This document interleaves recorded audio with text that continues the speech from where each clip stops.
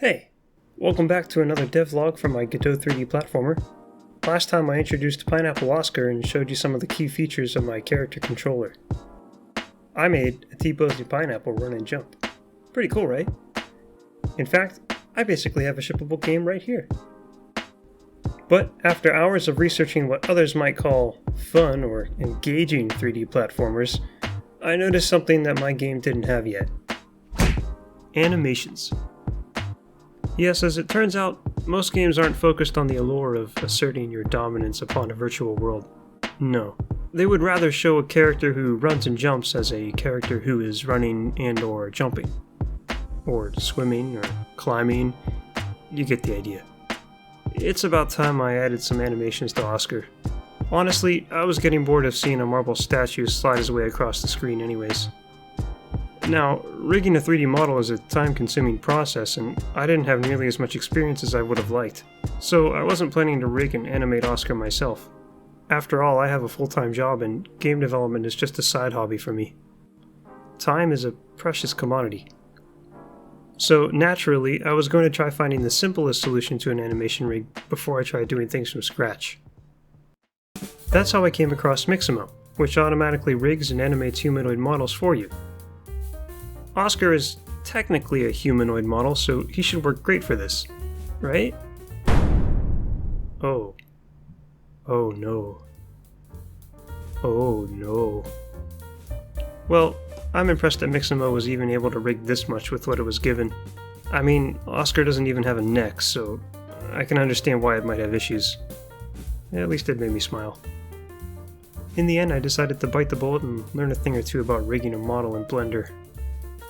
I came across a tutorial series by CGDive who explains how to use Rigify, a built-in Blender plugin, to rig any type of character and, more importantly, import that rig into a multitude of game engines. Luckily, Godot was one of them. Shoutouts to CGDive. Go check out his channel. It took me many hours, but I had finally built a custom rig for Oscar. For this first attempt, I cut a few corners to make my life a bit easier. First off, I decided to simplify his base body mesh by removing his mouth and teeth.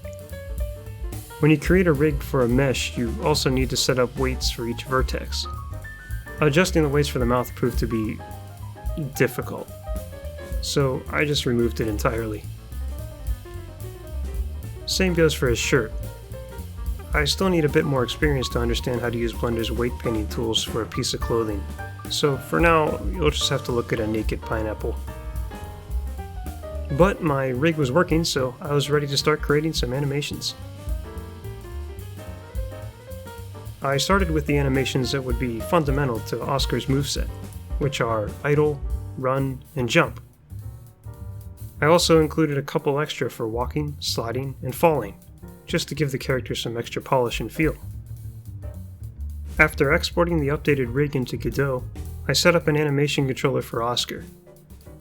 There are different ways to set up animations for a node in Godot, and wouldn't you know, there's a state machine for animations as well. This means that I can set up a state for each animation category and easily transition to the corresponding animation state as my player scripts transition to their own movement state. Nice. Now I've got a decent looking character controller. Just adding a few animations really brings a character to life and helps the player to feel more immersed in the game, especially when the animations are fluent and responsive to the player's inputs. The next step was to give Oscar a bit of color. This was something I really should have done back when I first created his model, but I avoided it because I wanted to start working on the code more than anything else. Configuring the UV mapping wasn't difficult. I saved a texture file, set up materials for the separate parts of his model, exported it back into Godot, and just like that, I've got one good looking... Why is he... When did he... Huh? Yeah, so I guess I had changed some of the animation properties when I re-exported Oscar from Blender. For whatever reason, Godot was trying to use the first frame for Oscar's run animation as his resting position.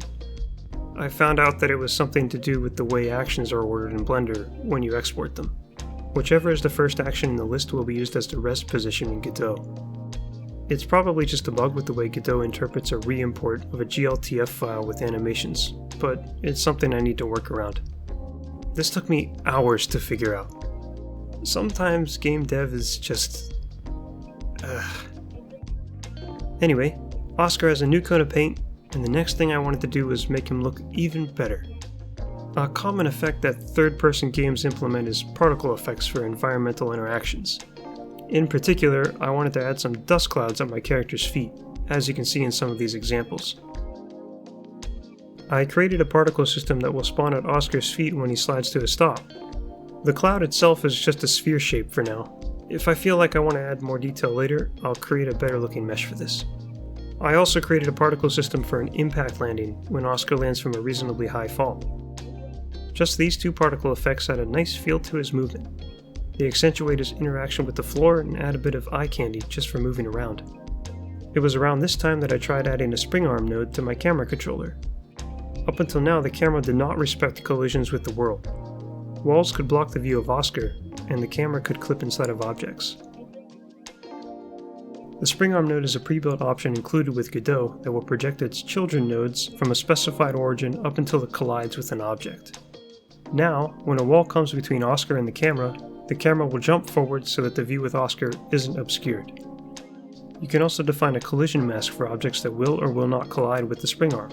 I wouldn't want the camera to sporadically jump forward on small things like these moving platforms, so I excluded them from the spring arm collision mask and now they won't have an effect. There are still many tweaks I would like to make to the camera controller, but I think this is a good place to leave it for now. I finally added a new movement state for Oscar, ledge grabbing. Using a couple of specific raycasts, I can detect when Oscar is close enough to a grabbable ledge. When he is, I can snap him to the direction of the ledge and pause his movement until the player presses the jump button. Ledge grabbing is a mechanic I've always loved in the 3D Mario games. It's like an accident forgiveness option for players. Didn't quite reach that ledge you were aiming for? Don't worry, you can use your fingers. And that's about all I have to show for this devlog. I'm loving the progress that I've made on this game, and I hope you are too. I hope you don't mind me rambling about some of the technical challenges I've faced. I want to explain the details so that others don't run into the same issues. And who knows, maybe it's an inspiration for you to pick up that project you've had on the back burner for a long time now. Oh, and let me know if you have a favorite game that you've been playing recently. I've been playing a game called Demon Turf, a 3D platformer by Fabraz, where you play as a sassy demon girl who is on a mission to become the queen of the underworld. The art design reminds me of the days when I used to play Sonic Roboblast 2 as a kid, so I'm a huge fan of that. The platforming is really entertaining, though the combat could use some improvement. All in all, it's a fun game, so I recommend you check it out. But yeah, thanks for watching, and I'll see you in the next log.